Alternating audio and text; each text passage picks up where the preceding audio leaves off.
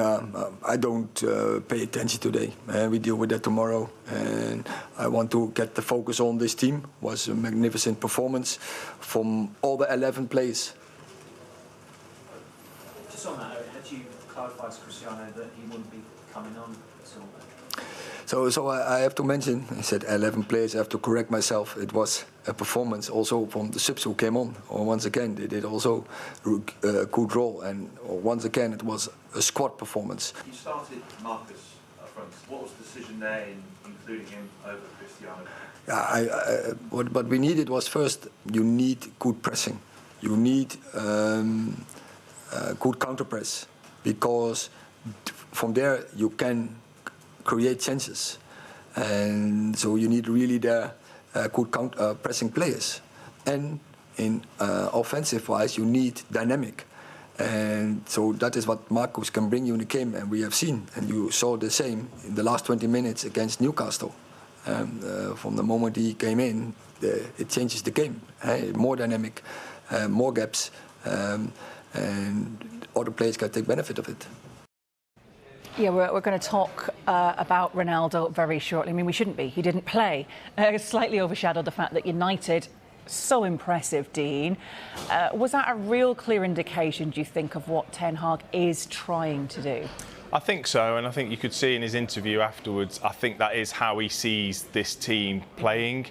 He keeps talking about this counter-pressing. It's obvious that, you know, a pressing style with his side is so important to the way he wants the team to play, and therefore he's going to pick the players to suit that style. And I thought they were just outstanding last night, albeit I thought Tottenham allowed them at times to be as good as they were. But I think when you look at, 28 shots, the most in the Premier League this season, I think it says a lot about how dominant they were against a really good Tottenham side. Yeah, and dominant without Cristiano Ronaldo. Headlines are on him, of course. We'll sort of get to the ins and outs of that. But are United actually a better side without him?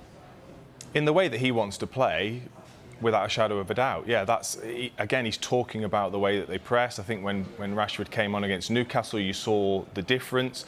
Now, Cristiano Ronaldo won't care about that, because he'll go, well, hang on, this record here is not too bad at all. I've proven that I'm an incredible player, but it is difficult for him. It's obvious that it's difficult for him to play that kind of supporting role.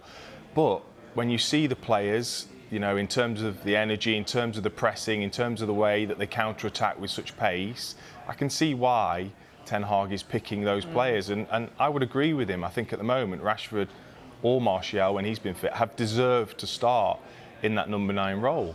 Obviously, Ronaldo not happy. There's no sneaking off anywhere when you're Cristiano Ronaldo, but particularly not Old Trafford as well. As you make that long walk to the corner, of course. Yeah. Was it disrespectful? And how does Ten Hag deal with this? Because, it's not the first time. It's hugely disrespectful, to both the manager, his own teammates. He's not silly. He knows that will grab headlines, whether that was his intention, but he knows it's going to grab headlines if he walks down the tunnel before the game is finished. And look, from his point of view, I think he probably feels like I've been disrespected and I'm starting to be embarrassed by the manager being left on the bench, and they're the sort of things I can imagine going through his head. But you can't do that. It's a team sport. Your team have played unbelievably well. You have to just sit there and go, well, he's made the decision. They've won the game. They've been excellent. I'm going to have to bide my time. But it's clear that he doesn't want to, and he feels like he's either being disrespected or embarrassed. But you can't leave your teammates in that manner and make such a show when whatever you do is going to be magnified and take away from what was such a great performance. Because had they have lost, you might possibly understand, because he's frustrated, thinking, well, I could have changed things. You've not used me. But the fact that they won as well, just as you said, does seem a little disrespectful. We don't know what happened in the dressing room afterwards. We're just talking about what we saw. But because United put in such a good performance, we should really be talking about that. And as well, they've had, results. They've beaten Arsenal, Liverpool.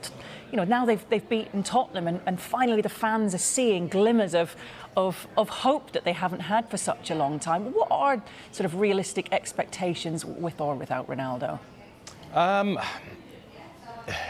you can't just say, well, Ronaldo has to go and they're going to be so much better without him, because he could be extremely useful in terms of experience and his quality, a player that can get a goal from any moment in a match. So you'd want that sort of player in your squad, but not if he is acting in the way that he is. I don't know what they're going to do, Manchester United. It's a really difficult situation for the manager and the owners, because he's making such a public show of sort of disrespect. It's very, very difficult for the manager. It's not making it easy for him. But if players like that act in that way, you have them nowhere near the squad. You just don't. So a big call for Ten Hag.